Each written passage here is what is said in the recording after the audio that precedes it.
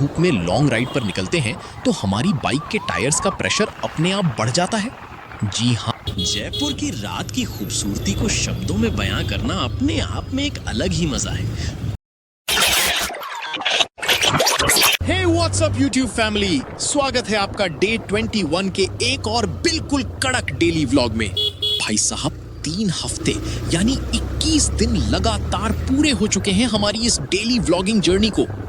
आज का ये व्लॉग बहुत स्पेशल और डिफरेंट होने वाला है क्योंकि आज की राइड सिर्फ दिन की नहीं है। आज आपका भाई दिन के उजाले से लेकर रात के अंधेरे तक बाइक दौड़ाने वाला है। इस व्लॉग में हम दिन की राइडिंग के मजे तो लेंगे ही, साथ ही पहली बार इस सीरीज में आपको नाइट मोटो व्लॉगिंग का असली थ्रिल देखने को मिलेगा। तो वीडियो को स्किप मत करना, बहुत सी दिलचस्प बातें होने वाली हैं। तो भाइयों, अपनी मशीन निकल चुकी है दिन के उजाले में। मौसम थोड़ा गर्म तो है और सड़कें बिल्कुल मक्खन। चलो, जब तक सूरज चमक रहा है, राइडिंग से जुड़ी एक ऐसी दिलचस्प बात बताता हूँ जो बहुत से लोग नोटिस नहीं करते। क्या आपको पता है कि जब हम दिन में तेज धूप में लॉन्ग राइड पर निकलते हैं तो हमारी बाइक के टायर्स का प्रेशर अपने आप बढ़ जाता है? जी हाँ, जब बाइक चलती है तो सड़क और टायर के बीच में फ्रिक्शन, घर्षण होता है, जिससे टायर के अंदर की हवा गर्म होकर फैलने लगती है। इसीलिए लंबे सफर पर निकलने से पहले हमेशा टायर का प्रेशर नॉर्मल से 1 या 2 PSI कम रखना चाहिए, खासकर गर्मियों के दिनों में। ये छोटी सी बात आपकी बाइक की ग्रिप और आपकी सेफ्टी के लिए बहुत ज़रूरी है ना काम की बात? दिन में व्लॉगिंग करने का सबसे बड़ा फायदा पता है क्या है? Natural light. कैमरे को एक्स्ट्रा मेहनत नहीं करनी पड़ती, कलर्स एकदम क्रिस्प और शार्प आते हैं। लेकिन चैलेंज तब आता है जब आप अचानक धूप से किसी टनल या पेड़ की घनी छांव में जाते हो।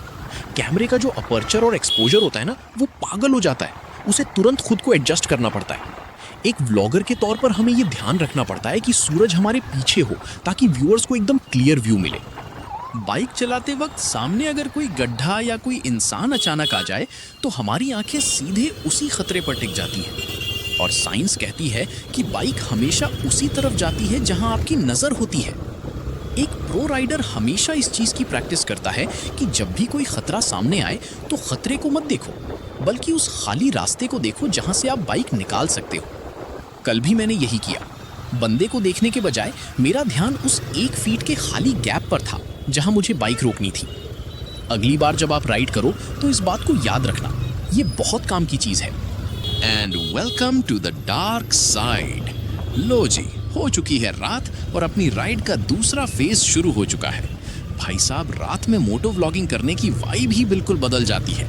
चारों तरफ ये लाइट्स, ठंडी हवा और इंजन की आवाज़ रात। लेकिन नाइट मोटो व्लॉगिंग करना दिन के मुकाबले 10 गुना ज़्यादा मुश्किल है। पहली बात, कैमरा। कम रोशनी, लो लाइट में कैमरों में नॉइज़ आने लगता है, जिससे फुटेज दानेदार हो सकती है। इसलिए रात में शूट करने के लिए कैमरे की सेटिंग्स को बिल्कुल चेंज करना पड़ता है। ISO और शटर स्पीड का बहुत ध्यान रखना पड़ता है। जयपुर की रात की खूबसूरती को शब्दों में बयां करना अपने आप में एक अलग ही मज़ा है। दिन में जो शहर गुलाबी और ऐतिहासिक दिखता है, रात में लाइट्स ऑन होते ही वो बिल्कुल किसी सोने के महल जैसा चमकने लगता है। और भाइयों, अब ज़रा अपनी नज़रें सामने स्क्रीन पे टिका लो। लुक एट दिस गाइस, ये है रात के वक्त हमारी पिंक सिटी का असली जादू। दिन में जो गुलाबी दिखता है ना, रात की इन पीली लाइट्स में देखो कैसे सोने की तरह चमक रहा है। भाई साहब, यहाँ आकर जो वाइब मिलती है ना, उसका कोई मुकाबला ही नहीं है। रात में पिंक सिटी को एक्सप्लोर करने का मज़ा ही नेक्स्ट लेवल है।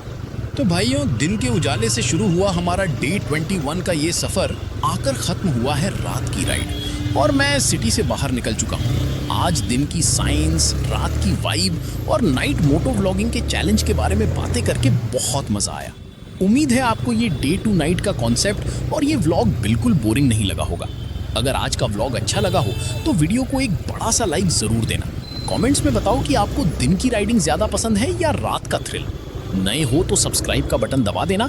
मिलते हैं कल डे 22 में एक और कड़क राइड के साथ। तब तक के लिए कीप राइडिंग, हेलमेट पहनो, बी सेफ, बाय बाय।